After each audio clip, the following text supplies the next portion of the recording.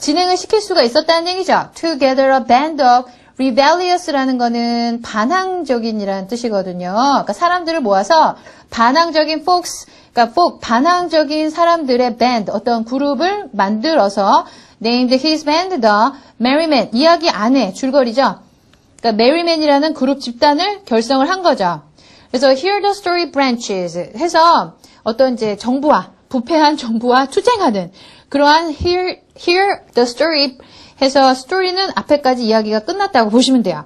그래서 여기 이제 독후감의 중요한 자기의 생각, 느낌, 이야기가 마무리되어 있죠. Here the story branches out. 그러니까 가지를 뻗어나갔다. Into many separate adventures. 많은 다른 모험들 이야기들에 영향을 주었고 and those adventures into more event leaves. which consistently give tension and emotion to the reader.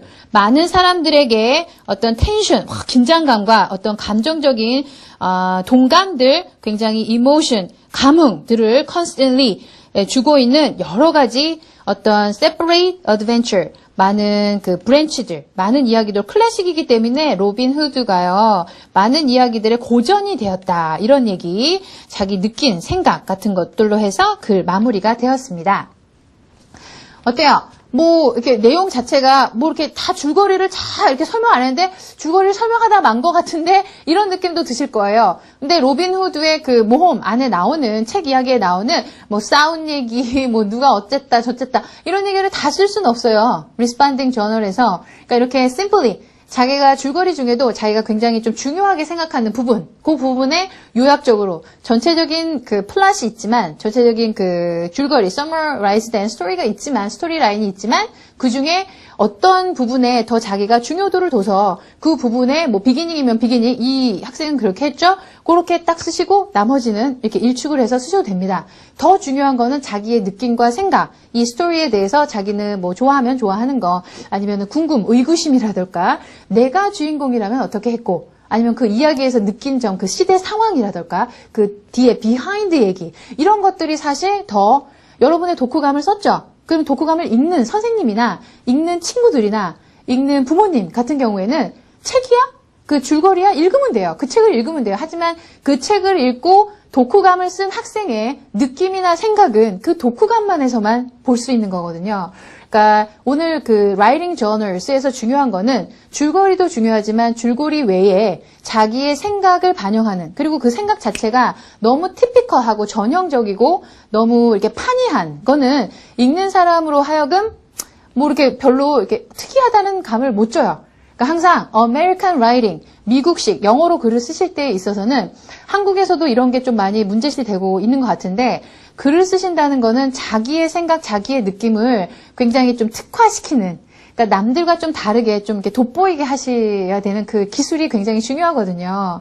그래서 어떤 책을 읽고 쓰실 때 이랬다 저랬다, 나는 참 이 책을 좋아한다. 그래서 여느 친구들과 같은 이야기에서 조금 독특한 발상, 그리고 그 이야기를 읽으면서 항상 계속 자기가 사고를 해왔다는 그 증거를 독후감에 이렇게 명시를 해주셔야 된다는 거, 그러한 거를 아주 중요한 말씀을 드리면서 글 구성, 오늘 독후감 두 번째 시간을 마무리해야 되겠네요.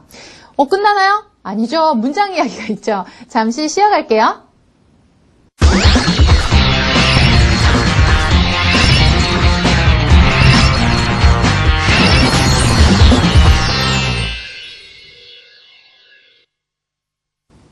오늘 같이 연습해보실 문장은 형용사 두 번째 시간으로서 지난 시간에 배우신 것들은 잘 정리하셨죠? 그러면 오늘 진도 나갈 수 있습니다. 형용사 지난 시간에 마지막으로 하신 게 비교급 기억나세요? I'm better than you. 내가 너보다 낫거든. 오늘은 뭐 하시냐면 I'm the best.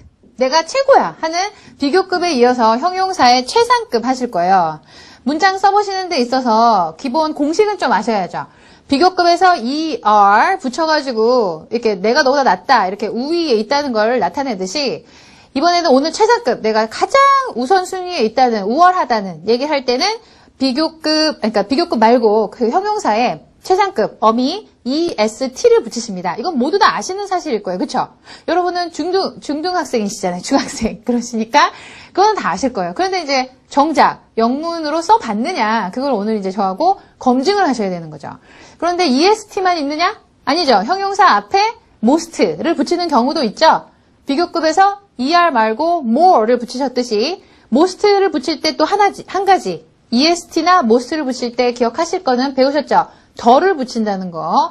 요거를 예문에서 확인을 하시고요. 그 다음에 문장에서 같이 써보시고 해서 쓸 수 있는 정말 자기 걸로 영작 기술을 익히셔야 된다고. 오늘 그게 우리 목표예요. 그래서 우선 최상급이 들어가 있는 문장 예문들을 보시죠. I had the most enjoyable time ever. ever 같은 거는 이제 경험을 나타내는 부사인데요.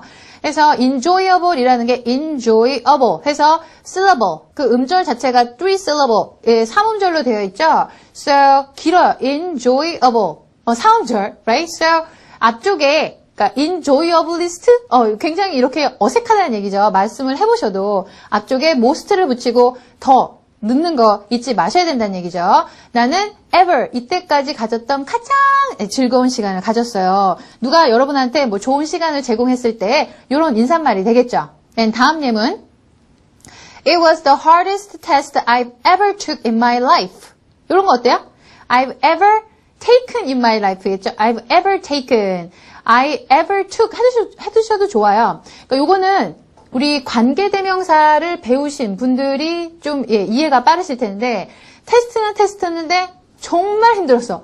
진짜 힘들었어. 시험 봤던 것 중에 내가 이때까지 본 시험 중에 가장 힘들었어. 이럴 때 과거부터 지금까지 시험 봤던 것 중에 가장 어려운 테스트. 그러면은 it was the hardest test I have ever taken in my life. 이래서 좋고 내가 시험 봤던 가장 어려운 시험. 이러면은 I ever took in my life. 이렇게 하셔도 됩니다. 할 때 테스트 앞에 hard가 딱딱한이라는 뜻도 있지만요. 어려운이라는 뜻도 있거든요. 이럴 때 어미 est를 hard. 이건 짧은 단어예요. 그냥 간단한 hard. 이런 거는 est를 붙이시면 됩니다. 앞쪽에 더 붙이는 거 잊지 마시고요.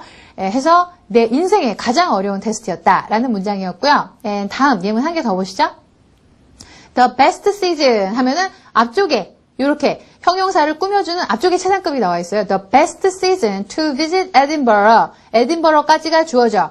에딘버러를 방문할 가장 좋은 계절. 해서 가장 좋은 계절은 best season. good, better, best. 불규칙 변화죠. 좋은이라는 거의 최상급 형용사. best season is definitely summer. 당연히, definitely, 절대적으로, 탁월하게 이런 얘기죠. 절대적으로 여름입니다. 에딘버러에 가실 때에는요, 여름에 가시는 게 좋습니다. 언제? 6월 말, 7월 초. 왜? 그때 백화점도 세일하고요. 그때 뭐니 해도 가장 중요한 에딘버러 페스티벌이 있습니다. 브라질 삼바 페스티벌에 버금가는 두 번째로 큰 축제죠.